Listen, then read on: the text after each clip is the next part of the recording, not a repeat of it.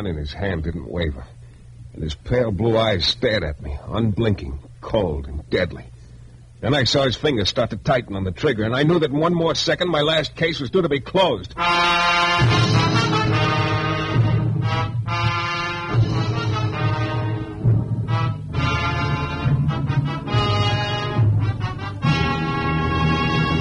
The New Adventures of Michael Shayne, Private Detective, starring Jeff Chandler. Michael Shayne, reckless, red-headed Irishman, is back again in his old haunts in New Orleans. This is your director, Bill Russo, inviting you to listen to another transcribed episode, which we call The Case of the Constant Companion.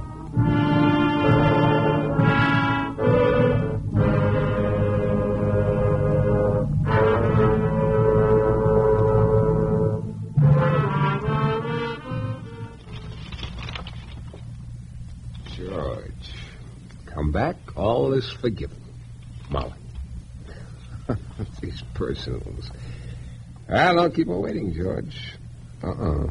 Right below it. Molly have left town, George. Well, that settles that. Let's see. Weatherman says rain. Rain. I should live so long. Hello? What? Huh? You Mike Shayne? Yeah, I didn't hear you come in. The sign in your office door says enter, I did. Yeah. Well, have a seat. I want to hire you, Shayne. Well, you know, it so happens I'm very available right now, Mr. Just call me Shorty. Okay, Shorty. What's the job? I want you to sort of take me under your wing, Shayne. Take you under my wing? You're little enough, I guess, but I don't get it. What do you mean? Call it protection. Call it keeping me undercover. Call it anything you like. I see. Huh? Why? Why are you so anxious to keep undercover? Shayne, lots of times movie stars like to travel incognito, they call it. Just pretend I'm a movie star. Very funny. You know, Shorty, I seem to detect a slight odor about this deal. Then don't breathe. So part of your job is keeping me out of sight. The other part is finding a guy for me and taking me to him. Big Ed Lasky's his name. Oh, is he a friend of yours? He used to be. Oh, look, you're not... As soon as you take me to him, I'll be okay. Your job is done. Look, Shorty, the smell's getting worse by the minute. You still haven't told me why you want to keep out of sight. Shayne, $200 should answer a lot of questions, shouldn't it? You said $200. I said $200. Yeah. Yeah, I think 200 would answer quite a few questions. For now, anyway. Yeah, 200. Don't worry, Shayne. You'll earn every penny of it.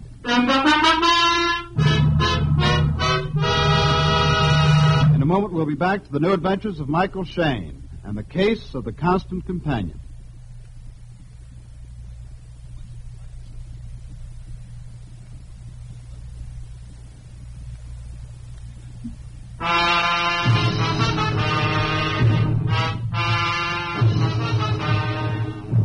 Well, maybe someday I'll learn there's no such thing as easy money.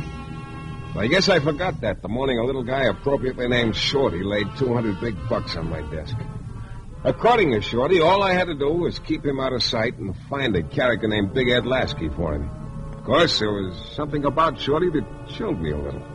Maybe it was those very pale blue eyes of his or the thin-lipped mouth. But at the moment, the 200 was talking awfully loud, so I took the job. Okay, Shayne. I'll give you a list of places Big Ed used to hang out. I'll wait here in your office while you see if you can locate it. Then I'll... Just a minute. Hello? Lefevre, Shayne. Well, Inspector Lefevre. How's everything down at Homicide? Dead. Oh, my, we're sharp this morning, aren't we? Well, what's on your tiny mind, Lefevre? At the moment, you. Oh, that's really sweet of you. You call me up to tell me not to leave town, or maybe I'm suddenly chief suspect in a nice, juicy murder? Wrong twice. Just passing the word along, Shayne. We're alerting everybody right down the line. Yeah, what about? There's a killer on the loose. Oh? Yeah, broke out of the penitentiary last night, a little guy. Well, thanks for the... what'd you say? He's a little guy, about 5'2", pale blue eyes, thin-lipped, heavy voice. Yeah. Look, Inspector... His name is Shorty Crawford. Say it again. I said his name is Shorty. What's the matter, can't you hear me? Yeah, I heard you all right. Well, just passing the word along. Keep your eyes open for him, Shayne. He's dangerous. I can believe it. Inspector... Yeah? Skip it. I'll see you later. Inspector Lefevre, a homicide, eh, Shayne? Well, as a matter of fact, yeah. So now you know about me. So now I know about you. Yeah, just as well, I guess. Now I'll have to change the plan a little. The plan? Yeah. Instead of waiting here in your office while you look for Big Ed, I'll come with you. Only we'll still have to keep out of sight while we're looking for him. Look, Shorty, I just quit the job. Shayne, I've been convicted of murder and sent up for life. I broke out, so now I'm on borrowed time. I'd have nothing to lose if I had to kill someone. Look, I tell you, you're Also, I got a gun in my pocket that's been pointed at your wishbone ever since I came into your office. It's going to stay pointed at you till we find Big Ed. It's going to go off the second you try to pull a fast one on me, so don't talk about quitting the job, Shayne. Because believe me, it'd be the last job you ever have.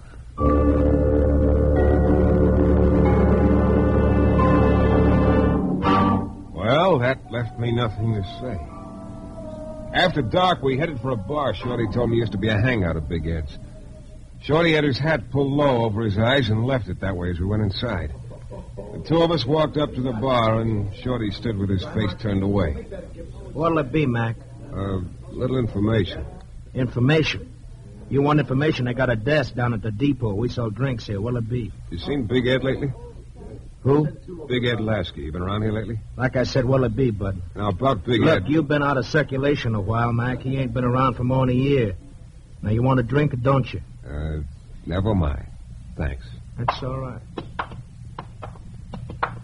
Well, what next, Shorty? He's lying, Shayne. Huh? The bartender was lying. How do you know? Look over there. That booth near the wall. You see that doll sitting alone? Yeah, I see her. Not bad. It's Big Ed's girl. Oh. Look, she don't see us. We'll walk over to the other side of the bar. Come on. What are you going to do? I'm going to slide into the booth next to hers. You sit down with her and see what you can find out about Big Ed. Yeah, but I remember, Shayne, I'll be right in the next booth, so don't try anything. Okay. We'll split up here. Okay, go on over.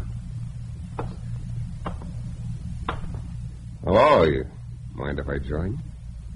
Yeah, matter of fact, I do mind. Yeah, I'll join you anyway. Who are you, smart boy? Name is Shayne. Mike Shayne. So what do you want? The answer's no. Oh, don't get me wrong. Doris, I'm spoken for, Rover boy, so move on, huh? Oh, now look, sweetheart, I'm not trying to muscle in on Big Ed. What about Big Ed? It rings a bell, huh? Is he around anywhere? No. I see. You know, this booth was nice and comfortable before you got here. Let's make it comfortable again. Okay, sugar, okay. I'll see you around. I doubt it. I got up and started for the front door, but then Shorty caught my eye and motioned me to the side door. I guess he didn't want to walk in front of Doris's booth. Once we were outside, I turned to Shorty, but he just motioned me to start walking. We were near Jackson Square, so we walked over. The park was deserted. I sat down on one of the benches, and Shorty sat on another that backed up to mine. There we were, head to head. It was very cozy. Nice girl, Doris. Yeah. She's anything like Big Ed. She is. Big Ed's around somewhere, that's a cinch. It's also a cinch. New Orleans is a big city. Where do we go next? I'm thinking. You say Big Ed used to be a friend of yours. I worked for him once.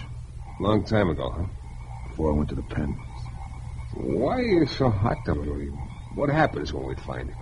Your job's over then. No, I mean, what... Your job's over then. Yeah. Well, it's a cinch we're not going to find him tonight. How about escorting me back to my room so I can get a little shut-eye, huh? Maybe in the morning we can... Huh? There's not going to be any shut-eye. Are you kidding? No. And sleep after you find Big Ed for me, not before. You know, you can't get away with this for very long, Shorty. What do you mean? Look, you're an escaped killer. There's a dragnet out for you. So? So they'll get you sooner or later. After I found Big Ed, Shayne, I won't care so much. Oh?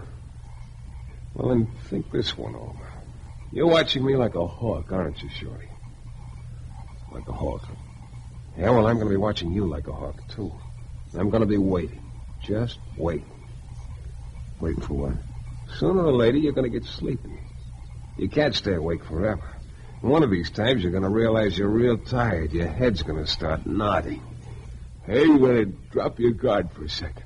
Just a second.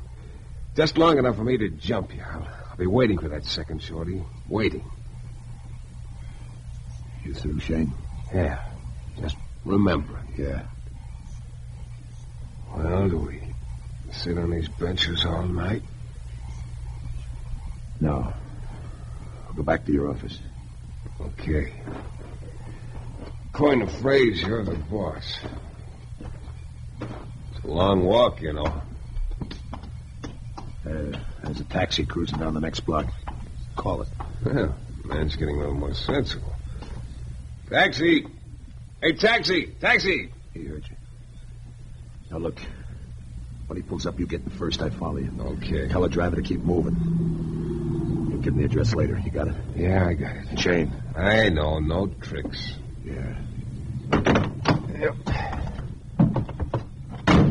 Okay, driver, get moving. Where to? Just get moving. I'll give you the address later. Okay. So long, Shorty! Shayne, stop! Shayne!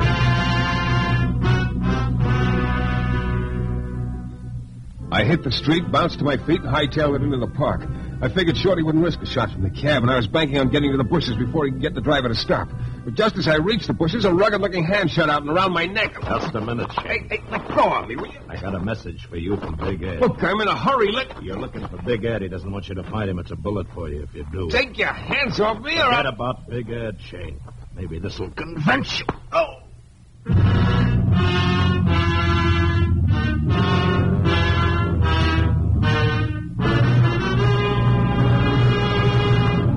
In a moment, we'll be back to the new adventures of Michael Shayne and the case of the constant companion.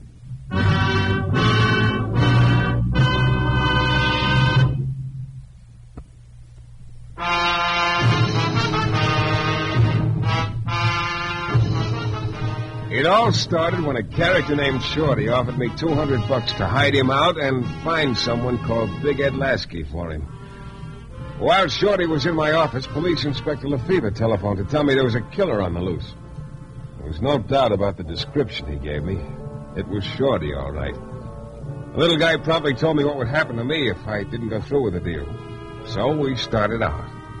And Shorty had that gun in his pocket trained on me full time. We didn't have any luck at the first bar we tried, but we did talk to Doris, Big Ed's girlfriend. And then later in the taxi, I figured I saw my chance. So just as the taxi pulled away, I opened the other door, dove out, and headed for the park. Only I didn't get far before a big baboon grabbed me, told me to forget about finding Big Ed. To emphasize his point, he hit me over the head. When I came to, I could see someone bending over me. It was Shorty. Can you hear me, Shayne? Yeah. Get this. There's only one thing that's keeping you alive, and that's the fact I want to get to Big Ed bad. Otherwise, I'd plug you right now. It couldn't make me feel much worse than I do. What happened? Oh, guy grabbed me, told me to forget Big Ed, and he slugged me. Probably one of Big Ed's boys. Okay, Shayne, this time nothing happens to you. But if you ever try to pull anything again, you're dead, but quick. I'll go back to your office, and this time, we'll walk.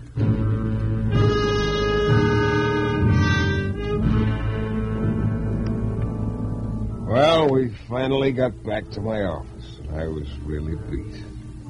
I slumped down in my chair and hoped I could catch a nap until morning. Shorty had other ideas. He didn't want me to get any sleep. Every time I dozed off, he'd nudge me. So, finally, I gave up. Just sat there for about 10 cigarettes, waiting for daylight. And then at 9 o'clock, we grabbed some breakfast, picked up a newspaper, and headed back to the park. We used the same seating arrangement as before. I was on one park bench, and Shorty was on another that backed up to mine. That morning sun hitting me was all I needed. Could barely keep my eyes open. Shorty seemed to be having the same kind of trouble. Read the headlines to me, Shayne. Shayne. Huh? He said read the headlines to me. Oh, okay. Escaped killer still at large. Giant manhunt on for Shorty Crawford. Police dragnet. That's enough. Yeah. All seems sort of far away. Far away from here. Well, like sun. Feels good, huh? Yeah. You know, you're not such a bad guy, Shayne. Mm-hmm. As a matter of fact, What'd you say? Skip it. Yeah. All of a sudden, I was wide awake. It was like somebody had just turned off a waterfall. The silence was deafening. I tried to see Shorty out of the corner of my eye. I didn't want to move my head, but I couldn't see his face. Couldn't tell whether he was asleep or not. I leaned forward slowly, very slowly, and then I started turning my head around. Finally, I could see his face. His head was slumped over on his chest, and he was dozing. I tensed up to dive at him, and then... Oh. Well, Shayne, you were all set to grab me, weren't you? Yeah, I was all set. Good thing that car horn brought me out of it. Yeah. Shayne! Hey, Shayne! Hey, there's a guy getting out of that car. He's heading this way. I see him. Shayne! Okay, Shayne. Be a good boy. Real good. Yeah. Hey, Shayne, you rooted to that park bench or something? I've been yelling. I know, Lefebvre. I also honked. I know that, too. Sour mood this morning, huh? Yeah. Who's your friend? Huh?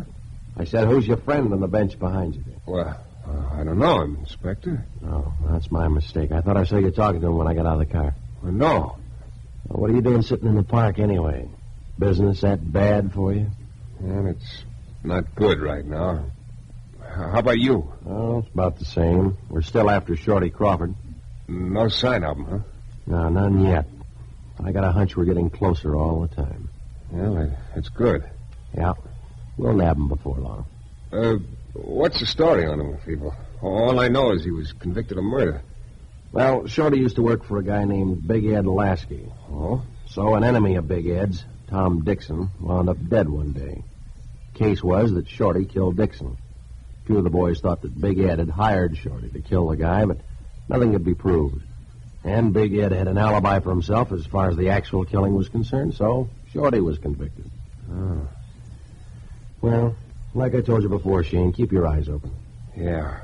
You do likewise, huh, Lefebvre? I always try to, Shayne. See you later. You were getting on the thin ice there for a minute, Shayne. Don't get conversational like that again. So that's your story, huh, Shorty? Big Ed hired you to kill a guy he didn't like, Tom Dixon. But maybe Big Ed didn't pay you for the job. Is that why you're trying to find him now? To collect? You can add it up that way if you want to, Shayne. You might as well. I doubt if I could sell you my side of the story. You couldn't sell me anything, Shorty. That's what I thought. So I'm not wasting my time. Come on. Back to your office.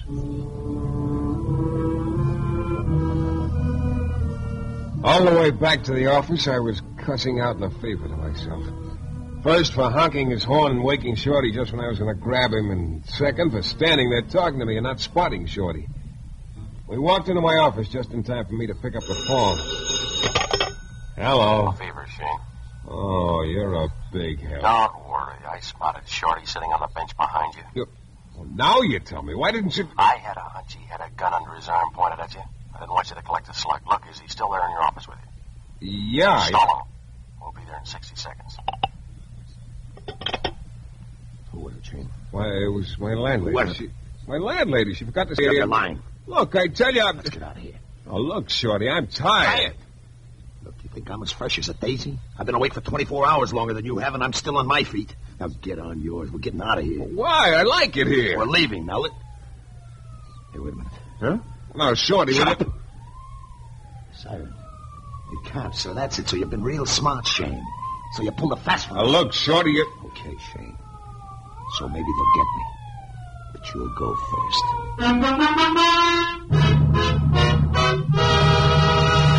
In a moment, we'll be back to the new adventures of Michael Shayne and the case of the Constant Companion.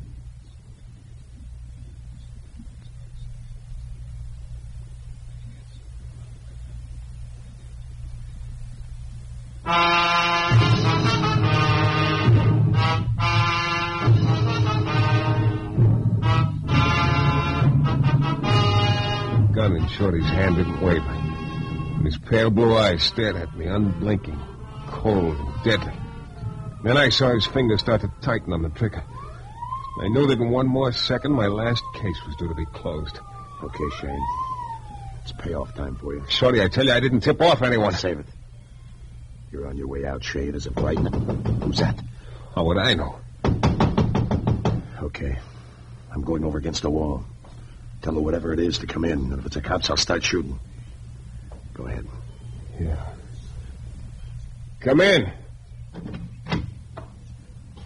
Hello, Shayne. Big Ed's girlfriend, Doris. That's right. I got a message for you, Shayne. Look, Big Ed already sent me a message last night with a blackjack. You hadn't heard about Shorty breaking out of the pen then, Shayne. Didn't know why you were looking for him. Now I figure Shorty's hired you to find him. He's willing to give you $500 to forget it, and if you... Too late, Doris. Shorty! Yeah, right behind you. Look, Shorty, you got him. You're going to take us to Big Ed, Doris. No, Shorty. Please, Shorty. You're going to take us to Big Ed. And right now. Go on, get moving.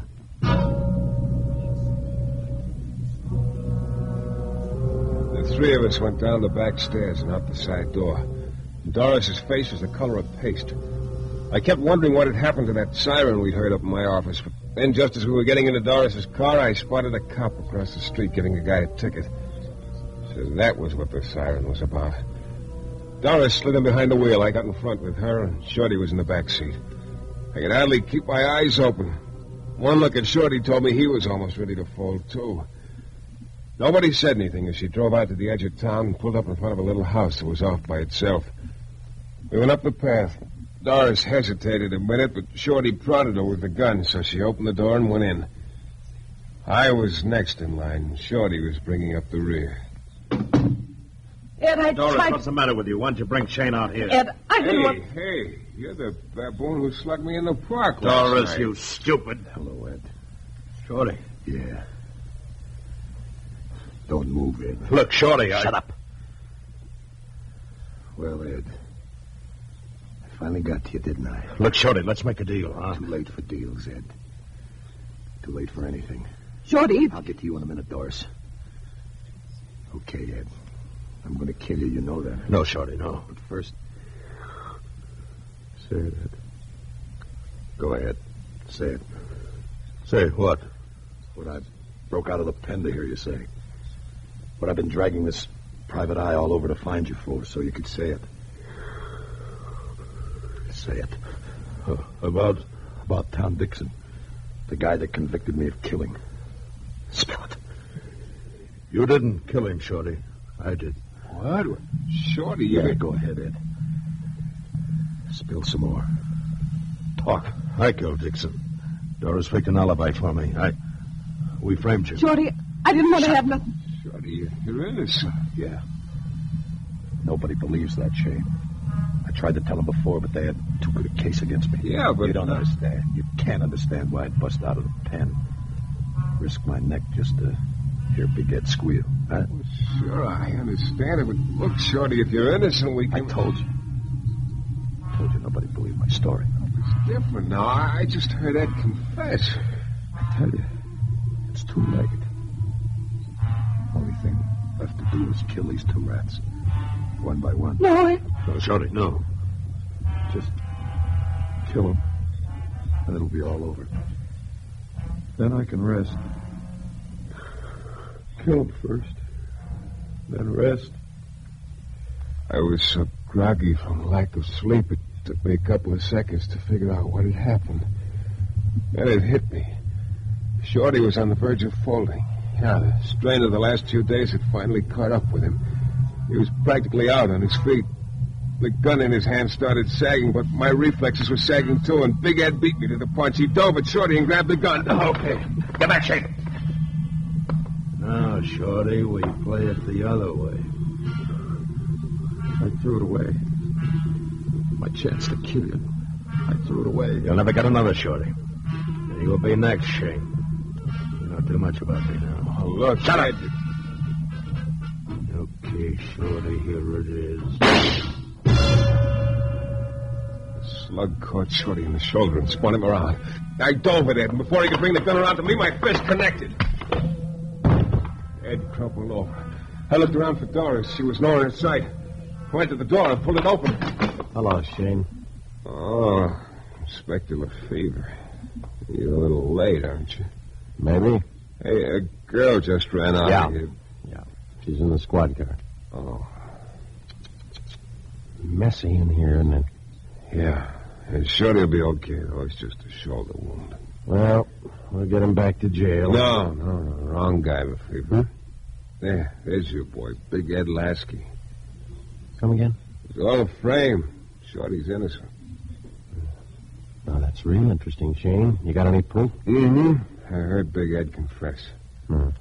I'll fill you on the details later.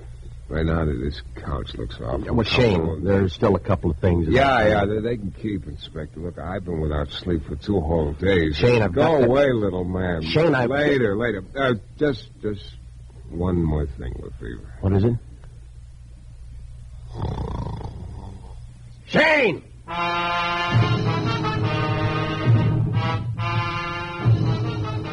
This is your director, Bill Russo, again. Our story is based on characters created by Brett Halliday and is written by Bob Wright. The music is composed and conducted by Jan Duffy, and Michael Shayne is portrayed by Jeff Chandler. The New Adventures of Michael Shayne is a Don W. Sharp production, transcribed in Hollywood and distributed exclusively by the Broadcasters Guild.